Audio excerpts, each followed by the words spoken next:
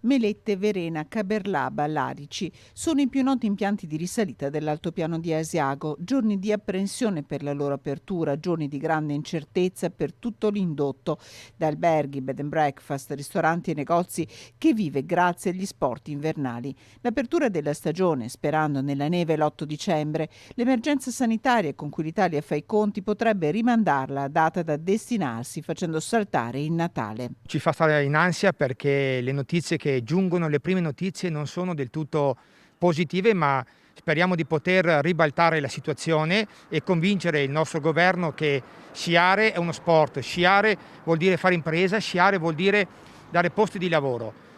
Impianti sciistici come aziende, questo chiede l'Altopiano di Asiago, che vive il dramma, un mese dal Natale, dell'assenza di prenotazioni. Purtroppo le prenotazioni chiaramente non possono esserci se non qualche caso sporadico qua e là, proprio perché la gente sta attendendo e sta aspettando quelle che sono le decisioni governative in merito. Quindi oggi nessuno si sbilancia perché in pratica si vive giorno per giorno. L'incertezza generata dal momento non permette di raccogliere nessuna prenotazione.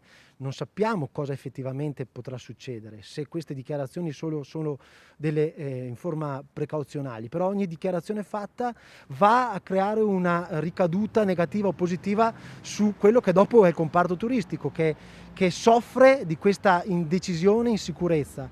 Durante l'estate l'Altopiano ha gestito in sicurezza la presenza di numerosi turisti. Gli amministratori sono sicuri di poter fare il bis anche nella stagione invernale. Abbiamo dimostrato nell'estate di essere in grado, applicando dei rigidi protocolli di destinazione sicura, di portare avanti delle manifestazioni di carattere culturale, quindi anche di gestire una politica della gestione dell'assembramento in maniera sicura. Vogliamo replicarci in questo inverno e vogliamo permettere ai nostri operatori di lavorare. Noi siamo pronti a prenderci le nostre responsabilità perché sappiamo di essere in grado di gestire l'emergenza e gestire anche questi assembramenti.